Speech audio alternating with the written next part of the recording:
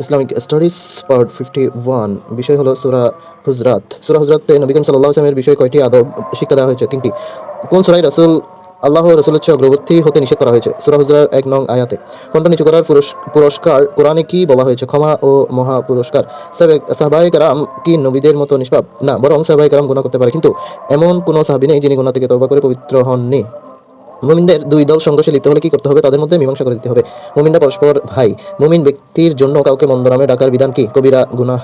সূরা হুজরাতের 12 নং আয়াতে আল্লাহ তাআলা কয়টি বিষয় থেকে বেঁচে থাকতে বলেছেন? বিষয় হলো 3টি, সেগুলো হলো ধারণা করা, গোপন দোষ সন্ধান করা, কারো পশ্চাতে নিন্দা করা। কোরআনে মৃত ভাইয়ের গোশত খাওয়াকে কিসের সাথে তুলনা করা হয়েছে? গীবতের সাথে। আল্লাহ তাআলা আমাদেরকে এক পুরুষ ও এক নারী থেকে সৃষ্টি করেছেন, এটি কোথায় বলা হয়েছে? সূরা হুজরাতের 13 নং আয়াতে। আল্লাহর কাছে সর্বাধিক সম্ভ্রান্ত ব্যক্তি হলো যে অধিক পরহেজগার। আল্লাহ ও তার রাসূলের অনুসরণ করলে কি করা হবে না? বান্দার আমল সমূহ নিষ্ফল করা হবে না। মুমিন ও সিদ্দিকিন কারা? যারা ঈমান আনার পর সন্দেহ করে না এবং আল্লাহর পথে প্রাণ ও ধন সম্পদ দ্বারা যুদ্ধ করে।